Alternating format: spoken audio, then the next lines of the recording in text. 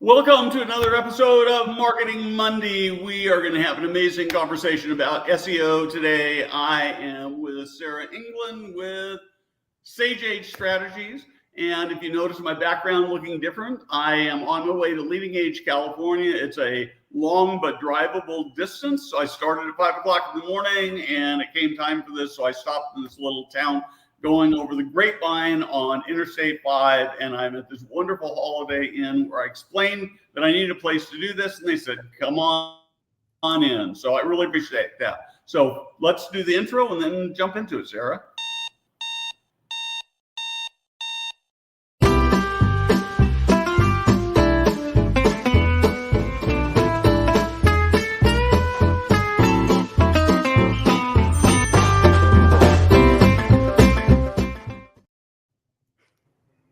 Sarah, welcome. Let's start with who you are and who SageAge is for those who are not familiar. And then I'm going to tell you my first question, and if you want to jump right into it, and that's this. Does SEO actually matter? Well, I think you already know my answer to that one. We can get into some specifics, but yes, SEO does matter. I am Sarah Engelland. I am a digital strategist in SEO at SageAge, which is a senior living marketing agency. I am strictly on that digital side of things, and SEO specifically, which we're talking about today. But of course, SEO matters, particularly for a product like senior living, where there are lots of touch points before a user is ready to raise their hand. SEO and these higher funnel tactics can really help fill that marketing funnel, increase your leads overall, and improve your full website visibility on digital. Yeah, and let me tell you why I asked this. I mean, we've talked about this a little before, so you have a sense. But for the audience, I think that what happens is when you talk about SEO, first it feels like some sort of black magic, right? Where you don't really ever know, and you try all this stuff and you experiment, and you never quite know whether it's getting better. And then on top of that, you've got this challenge of the aggregators who are sucking up the top space because they're being spending money on it. And so that's really, what you're really telling me is even given those things, it's actually possible to win with SEO. Absolutely. A brand new community that just opened their doors last week, they're not going to rank for assisted living in the #1 spot on their first day. But a comprehensive SEO strategy will focus on those less competitive keywords that help build your authority, eventually bringing you up to those top spots for those big key terms. But that doesn't mean that because it might take a little bit, it's not possible. With a comprehensive SEO strategy that focuses not just on the words on the page, but all of those pieces, it absolutely is possible and worthwhile. Cool. And how do you know when you've arrived? We have a lot of SEO tools as an agency that can show you, within your area where you're ranking for certain terms, nationally where you're ranking for certain terms. Of course, anybody can go on incognito in Google Chrome and get sort of an idea. But there are lots of ways to track. Of course, we expect organic traffic to increase as our SEO efforts pay off. But there are lots of ways that your strategist can help you see the impact of specific pieces as well as your overall strategies. Okay, so let's actually dig into how we make this, how operators make this happen.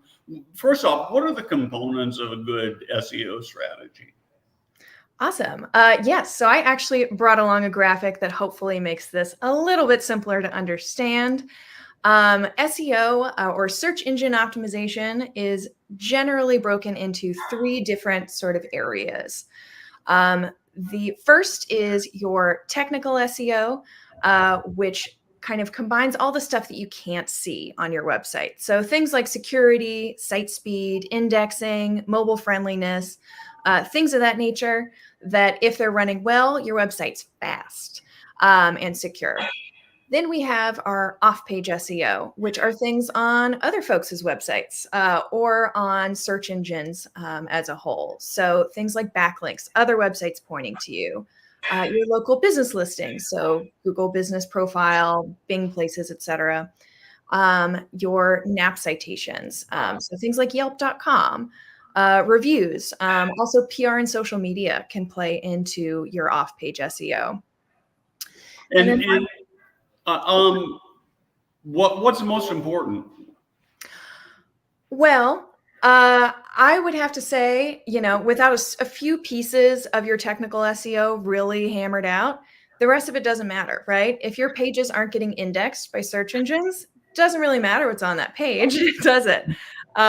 So figuring out those things, when a new client partner comes in and we're running an analysis on everything we want to do on their site, if those few technical pieces are not and running well, that is absolutely the first thing that we'll tackle.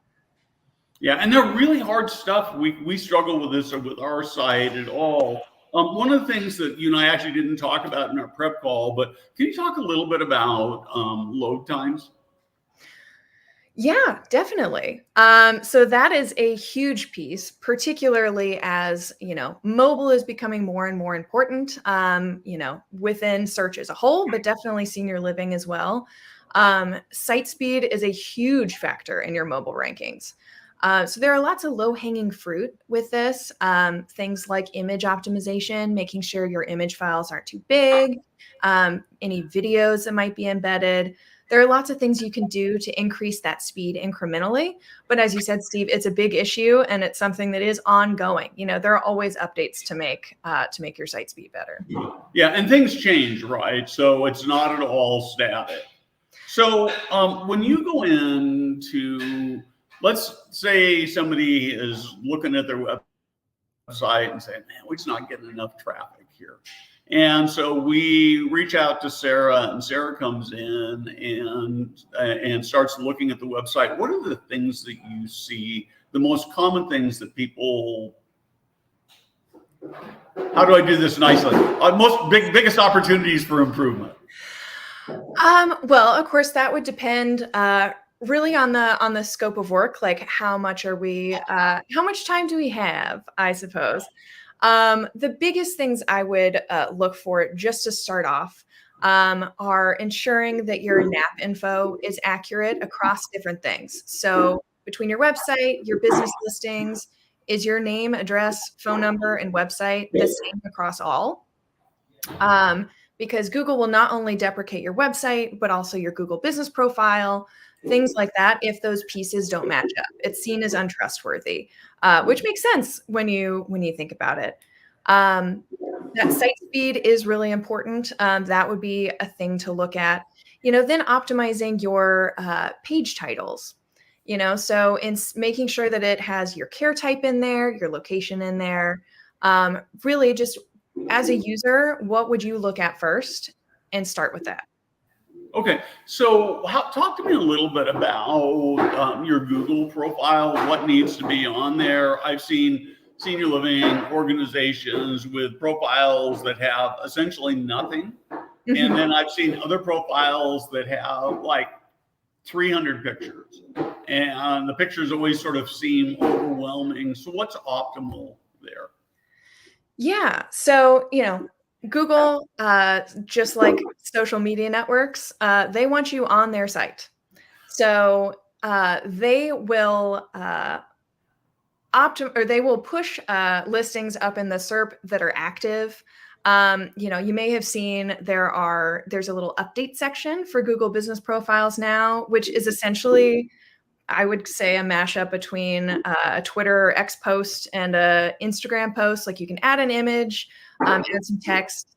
And if you are active as a community, adding some photos, adding your floor plans, adding some of those updates and events is a section as well. Google does like it when websites as well as Google Business Profiles are being consistently edited and kept fresh. So you will see a boost when you are adding new imagery, for example. But Google Business Profile did recently take away the views of your photos. So you no longer know what is necessarily driving those clicks. But making sure that you have fresh content is definitely important. So when you've got photos that are years old, should those come down, or do you just leave them forever? Not necessarily. I think that the most important thing is to have a good mixture of content. So obviously for a prospective resident or an adult child influencer, it's important to see what an apartment looks like. It's important to see what the grounds look like, but also residents and events, maybe team members. So making sure you have a good mixture of content is more important than the actual number of images. Often people are looking at those images on their phone. They don't know how many there are. They just scroll through till they're satisfied. Yeah. So if as somebody's watching this says, yeah, I don't think my SEO is so good, where's the place to start besides the technical? After we get the technical stuff done, what's next? Well, I would want to know, what care types are they struggling with? Have they had a blog going? Are they writing articles that they know folks are searching for? That is a really great way to boost not only total website visitors, but also your authority for any given care type or senior living as a whole. So if they haven't started an SEO blog program, that would definitely be a large leap forward in a new SEO plan. Okay, so let's talk a little bit more about blogs. How often? What are the topics? How long should they be? Good questions. How often, I think, is an interesting place to start. So Google is getting more and more away from quantity to quality. So making sure that you are consistently adding new articles is much more important than making sure you're doing one a day, for example. So the main point is quality over quantity here. Once a month seems to be a really good cadence. That allows you to talk about a lot of different things within a year, hit on a few different care types, but also do it in a way that's in depth enough to really provide that value. Okay, and what should we be talking about in the blogs? Well, that depends on needs. Okay.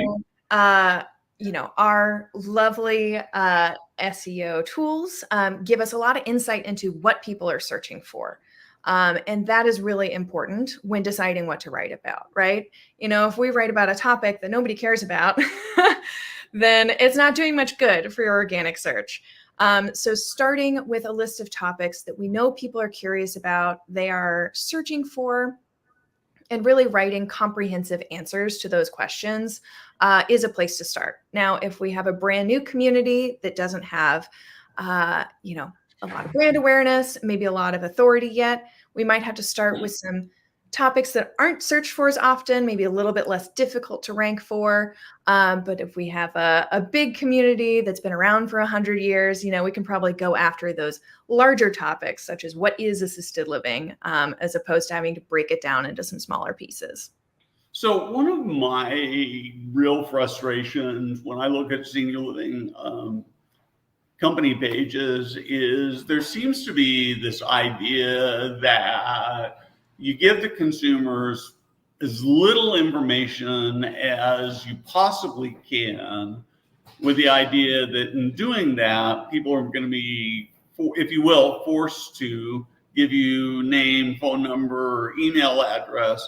And so I frequently have friends who are trying to figure out the senior living thing, and they get really confused. And ultimately, they end up typically at an aggregator site because they at least, frankly, the aggregators don't really tell the truth, but they sort of imply that they're going to get all this information if they just put their information in.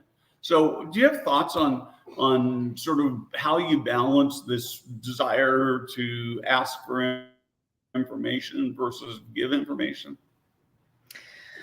Yes, definitely. Sort of the basis of SEO is that authority and trust factor. And you gain that by being transparent. I think something working in the senior living industry, you kind of forget how little people understand the industry until they need to. They have a lot of questions. There's a long research phase. And often potential residents and their ACIs start on the internet. So with an SEO plan and in-depth key pages, as well as blog topics, an excellent and cheap first way to get some of those first few touch points with a potential resident is by answering those questions and answering them fully. You know, one of the factors in ranking is whether or not a user clicks on your page and then backs out to click on another result. That is not what we want. That means you didn't answer the user's question. So not only are you not building the trust with that user, but you're also not going to rank as well as if you came forth with the information, which is usually about a good product. So this is really fascinating to me. We, as you know, at Foresight, we do a lot of social media. And one of the principles there in sort of this, what are mostly short form videos, is that you tell a story so that somebody wants to keep watching. And I'm wondering what role storytelling ought to play in this whole process. Maybe testimonials or something else. Yes, absolutely. So as algorithms get more and more sophisticated, content-rich pieces become more and more important. And that is exactly what you're talking about. So building in those story pieces, including testimonial quotes, including those videos showing, maybe we're writing about an activity, a particular activity for seniors. Do we have a video at that community of residents engaging in that activity? That not only creates a better experience for the user, as you said, keeps them wanting to learn more and click through, but it's also better for that algorithm. Well, and I think that from a practical standpoint, the idea of putting up videos of people doing interesting things where somebody can go and say, oh man, I think I'd like to live with those people, or I think my dad would love being in that place, is really, really powerful. I want to sort of, how long does it take to get an SEO strategy where it should be? Or do you ever get there even? I mean, there's always more to do. Okay. SEO is definitely one of those tactics that is a longer game. Because it is a tactic that we're not necessarily throwing ad dollars towards, overnight, you're not going to see results. I liken SEO to sort of a snowball effect. So you lay that groundwork, you start making updates, putting out new pieces of helpful content. And eventually you get to a point where the end is bigger than the sum of its parts, right? So we tend to say about 3 months is when you should really start seeing results. But a comprehensive SEO plan is going to be, a steady line upwards, not necessarily really volatile jumps. Right. And so once we start getting people to our websites, how do we then, I mean, in some sense, I guess it's sort of tied to SEO, not exactly SEO, but it's ultimately what SEO is all about. How do we actually get people to engage? Well, what types of engagement are you talking about? Well, I want leads. I want people who are looking to move in. But that's a great question, by the way. I mean, you did touch on a good point here. SEO does kind of have its fingers in some other tactics on the periphery, and this is edging into that UX UI situation. But definitely making sure you have internal links throughout your pieces. There are forms available on those pages, whether they're key pages or blogs. Particularly with blogs, if it's the first time a user's interacting with you, we know it is highly unlikely they're going to fill out a form. Right. But making sure when they're done reading that article, there are another couple articles that are related at the bottom of that page to click through to. Perhaps, something talking about floor plans, and we're linking to that page. Ensuring that there are other pieces that sort of guide them down the funnel. Whether or not it's directly to the contact page yet or not, will help ease that user through their journey towards that contact page. Okay. I really like this a lot. So one of the things that you just touched on briefly that I'd like to dig a little deeper into is reviews. Yeah. So can you talk to me? I mean, reviews are sort of outside the typical SEO, perhaps, maybe not. I don't know. Well, I like to say, the only thing better than you saying you're great as a community is somebody else saying it. And that is where reviews really come in. So particularly with your local listings, so Google Business Profile, Apple Maps, Bing Places, etc. People can leave reviews right on those accounts or on those third-party websites that just get aggregated in.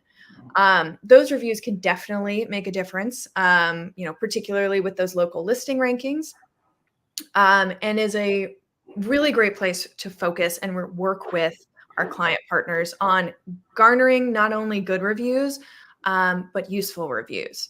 So, of course, we want a 5-star instead of a 1-star, but a 5-star with no words is not quite as helpful as a 5-star with "This is a great place to live," which is also not as helpful as a 5-star review that really goes in depth on, this particular amenity is great. I love my 2-bedroom home. This particular service and care type. So the more specific those reviews are, as well as, of course, 5 stars, the more it is going to help your map rankings, your local listing rankings, etc. Yeah, I would confess that if I see a bunch of 5 stars that have no comments, I get super suspicious. And so I Yep. would argue those can actually hurt you. Do you have thoughts about how to get, so 2 questions about reviews. You have thoughts about how to get good reviews, and should you copy those reviews and put them on your website? Yes. Okay. Interesting. So there are several ways to run review campaigns, whether it's through your social media profiles, if you have really engaged Facebook followers, for example. We have client partners that will print out review cards. So when someone's on a tour of the community, for example, when they leave that tour, that's part of their materials. Email campaigns. There are lots of organic ways that don't cost money to encourage those reviews. But certainly testimonials on the website are integral. Whether or not you're building out a whole testimonial page, of course, I would prefer it were content rich and had some videos and different things.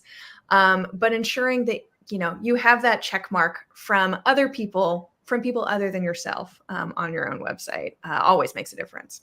Yeah, I would just think being able to say, take a look at our Google reviews. We have a 4.6, and here's what people are saying about us. Not as the whole strategy, but part of it would be really, really powerful. Yeah, absolutely. I mean, it's just another way to build trust with your website users. Yeah. And utilizing that to its full potential will help. So is the algorithms, are they changing again? Always. So how do you algorithm proof? I don't know. I just made up that term. How do you algorithm proof your website? I like it. I might start to using that. No charge. So Google and other search engines are consistently working on their algorithm. So they want to make it so sophisticated that their algorithm is basically like one of their users. So for this robot to understand intent, to understand whether or not a website is trustworthy, and they are constantly making changes to improve that algorithm. Every once in a while, somebody will find a little hole in that algorithm and abuse it. Years ago, that was keyword stuffing. So somebody might write hidden words on their page that you can't see, and that would boost their performance and rankings for a while. But really, the only way to get ahead of those algorithm updates, which of course Google and other search engines don't like to tell you what's quite behind it, the most important thing is to think about the user first. So any of those black hat, a little shadier ideas, They might work for a little bit, but the next algorithm update is going to wipe them out and probably hurt your website overall. But to really focus on that user experience, providing everything that they need, that is a way to ensure that not necessarily algorithm proof, but you're not going to have to worry about them. So one of the things that, and I don't know whether, in fact, I'm curious to see if this happens to senior living communities, but I would say every week I get 2 or 3 emails with people who are trying to do link building. And so my first question is should senior living communities be doing that? Should they be trying to figure out how to get links from other sites to link to them? And what's the honest, ethical way of doing that? What's the crummy way of doing that? Or should it not be done at all? It is link building is definitely part of a comprehensive SEO strategy. And that's one of those pieces that can work hand in hand with PR, right? So there are different types of links you can get, naturally given. So if you're creating really excellent content that's helpful for a user, likely you'll find that content gets linked to without you even asking for it. Then there are links that you ask for. You might have a piece of content, or perhaps you're running a PR strategy with a local newspaper, for example, and work with them to make sure that there's a link on their site. I would be hesitant and skeptical of those link building emails because often those will be links from not necessarily very trustworthy websites. So the number of backlinks is good, but also where they're coming from makes a big difference. Yeah, and we always ignore those because they always come from sites that are lower rated than ours, which means they just suck us down and provide no real value to us. But I do think, even places like when we do a story, right, that becomes a valuable link. What about places, if I've got stories on social media, do links that are on Facebook page, either mine or others, LinkedIn, other places, do those help? It's a little bit up for debate how much of a difference that makes. Okay. And of course, every algorithm update puts it back up for debate. Yeah. But, even unlinked mentions on the web can help.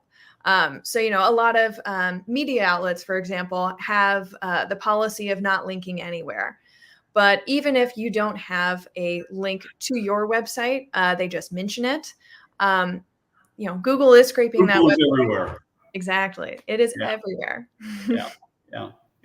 So, is it possible? Here's the question. I think this is like the silver bullet or golden bullet question, right? Is it possible to get my SEO so good and drive enough traffic to my website that I can say so long, farewell to the aggregators? I would like to say so.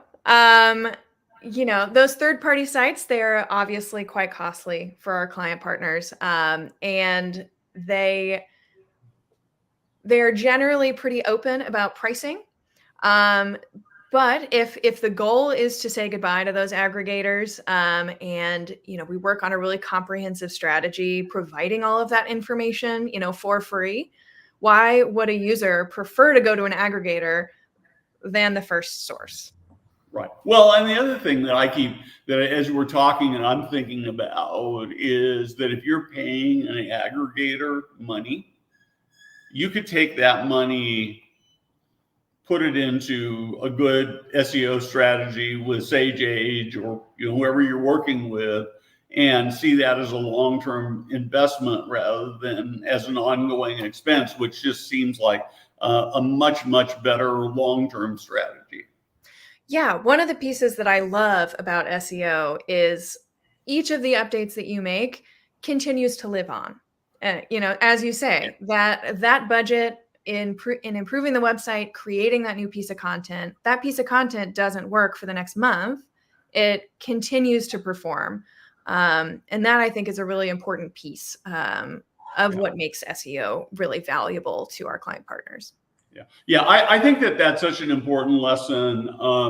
Just today when I stopped for gas, I was looking at my LinkedIn feed, and you get these feeds with updates on stuff you've posted on, and something popped up where I looked at it and I thought, I think that was something I wrote, but I can't remember. And it was it was a comment I'd made like 3 years ago that somebody had responded to. And that's exactly the value that you're talking about.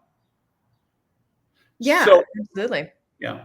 So you've got a couple of resources. Let's talk about those. Yes. So we have some recent blogs, which we've talked about so much today, that really go into an overview of SEO and also Google Business Profiles specifically, which should be linked. But also, if you have any other questions, feel free to reach out to info@sageage.com, and we can work on helping you out. Yep. And I want to say that, the occupancy thing continues to be a huge challenge in the industry. There's no question about that. But we also know there are enough older people with enough money to fill every single unit that is up and out of the ground and open in this country today. And it's not easy. It takes a lot of work doing a lot of things. And SEO is just so critical to making that happen. And Sarah, I love your passion for the topic. I love having you on to talk about this. I appreciate that so much. Appreciate SageAge's support of Foresight. And with that, we are about out of time. I want to say one thing to you, Sarah. Hang on for just a second after we run. Absolutely.